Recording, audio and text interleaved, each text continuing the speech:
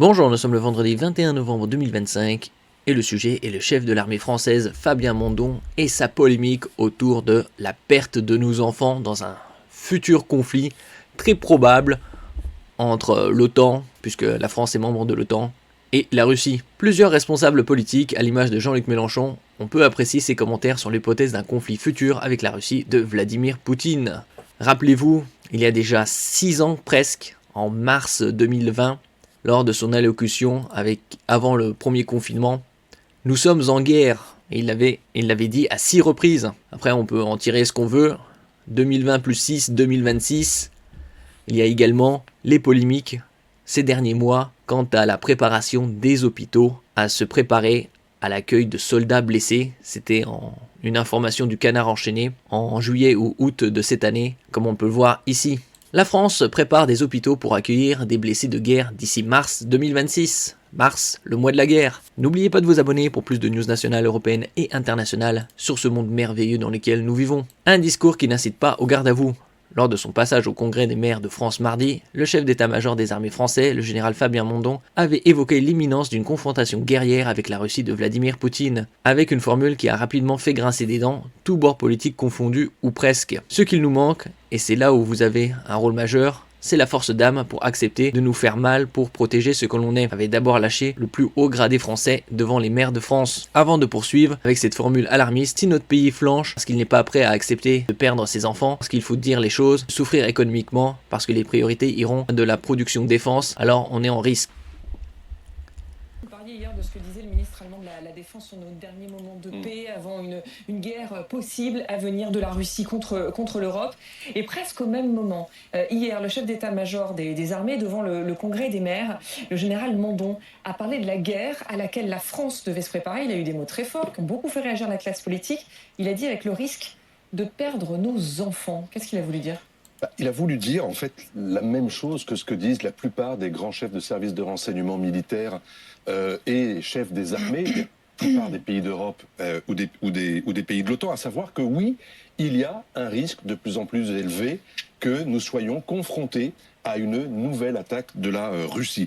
Rappelez-vous ce que disait déjà Thierry Burkhardt. Bon, on sait très bien qu'en regardant l'histoire, c'est toujours des vieux qui décident des conflits guerriers et les jeunes générations qui périssent sur le champ de bataille. 4 mois avant la guerre en Ukraine, lorsqu'il disait « il faut que nous, Français, nous nous préparions un jour à mener une guerre de haute intensité ».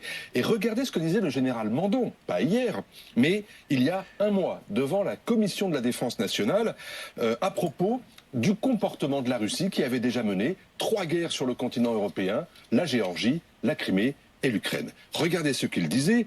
Il disait formuler le pari que de telles guerres n'interviendront plus sur notre continent revient à refuser de voir une partie du risque qui pèse sur nos sociétés. Et donc, ce qu'il veut, c'est une prise de conscience. La force d'âme dont il parle, c'est le courage d'être lucide, de regarder les choses en face. Si un jour nous sommes attaqués, il faudra avoir l'esprit de défense, c'est-à-dire des militaires qui combattent à l'avant avec le soutien. Oui, enfin, la guerre, c'est pas non plus une bataille d'oreiller. Donc c'est évident que s'il y a un conflit armé, il y a évidemment des pertes. Mais ça fait déjà depuis quelques années, il faut rappeler que ça fait presque 4 ans qu'il y a un conflit armé entre la Russie et l'Ukraine, puisque ça a commencé le 24 février 2022. Donc dans quelques mois, ça va faire 4 ans. Et donc depuis ce temps-là, ils nous préparent justement à ce conflit. Même si à l'époque, quand ils disaient « nous sommes en guerre », contre le soi-disant Covid ou la Covid-19 à 6 reprises, c'était codé, bon, pour certains.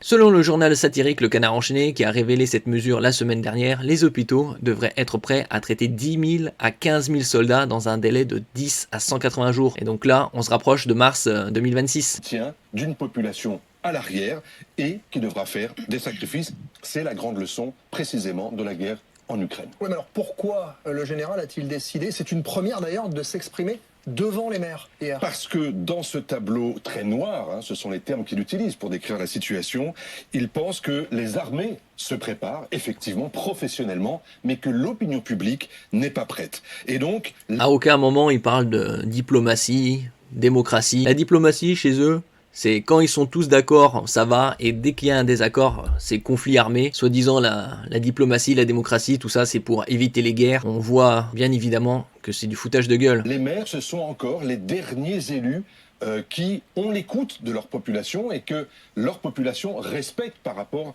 aux autres échelons de l'État. Regardez le rapport qu'il y a aujourd'hui entre les collectivités locales et l'armée. Lorsque vous avez en France pratiquement tous les départements qui sont concernés par la présence militaire, qu'il y a à peu près 300 000 Français qui servent aujourd'hui de près ou de loin l'armée, et qu'il y a 51 000 monuments aux morts. Sur ces monuments, il n'y a pas que les soldats de la guerre 14-18 ou 39-45, il y a aussi nos soldats qui sont morts en OPEX, et il y aura probablement un jour des soldats qui mourront face à la Russie. Il faut réarmer, il faudra apprendre à faire des sacrifices, et c'est ce terme-là qui aujourd'hui doit mobiliser les Français. Mais ces propos extrêmement forts passent mal auprès d'une partie de la classe politique, on l'entendra dans le journal de 8 heures. Crise économique, et à chaque crise économique, ils nous sortent un conflit armé, tout ça c'est du bourrage de mou. Il faut en parler dans vos communes, avait-il conclu. En octobre dernier, le militaire avait considéré qu'une guerre entre l'OTAN et la Russie était imminente. D'un autre côté, ça fait déjà 4 ans que l'Ukraine est soutenue militairement par des pays membres de l'OTAN. Donc c'est déjà un conflit indirect. Évoquant un horizon de 3 à 4 ans, donc d'ici la fin de la décennie. Et ici, il nous avait parlé langage militaire. Depuis cette polémique, le porte-parole du chef d'état-major des armées est revenu ce jeudi sur les propos du général Fabien Mondon en expliquant que le terme enfant évoqué concerne les armées comme enfants de la nation. Enfin, la guerre c'est une affaire d'hommes, pas d'enfants. Et donc, il prépare la population à envoyer leurs gosses, puisque, comme toujours, ce sont les vieux qui décident des conflits et les jeunes qui subissent. Subir une guerre de haute intensité, ça veut dire envisager des pertes militaires, souffrir économiquement, a-t-il également précisé en affirmant qu'un pays qui n'est pas prêt à comprendre ça est un pays faible. Après, c'est une logique, faut accepter de faire son devoir, de protéger le pays, mais de là à formuler, accepter à perdre ses enfants. Un service après-vente des propos du militaire complété par la ministre des Armées en personne. Sur X, anciennement Twitter, Catherine Vautrin a défendu Fabien Mondon en assurant que le chef d'état-major des armées est pleinement légitime à s'exprimer sur les menaces qui continuent de progresser. Le chef d'état-major des armées, des forces armées, ça sonnerait mieux plutôt que des armées. Elle ajoute aussi que ces propos sortis de leur contexte à des fins politiciennes révèlent du langage militaire d'un chef qui, chaque jour, sait que de jeunes soldats risquent leur vie pour la nation. Lisons la réaction de Jean-Luc Mélenchon, puisque ce soir il y a tous azimuts et on va voir notamment Jean-Luc Mélenchon, une autre opposition qui s'exprime.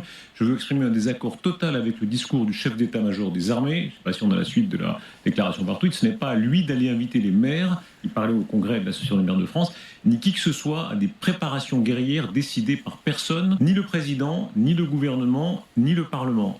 Monsieur le député, est-ce que vous partagez ici l'avis de Jean-Luc Mélenchon ?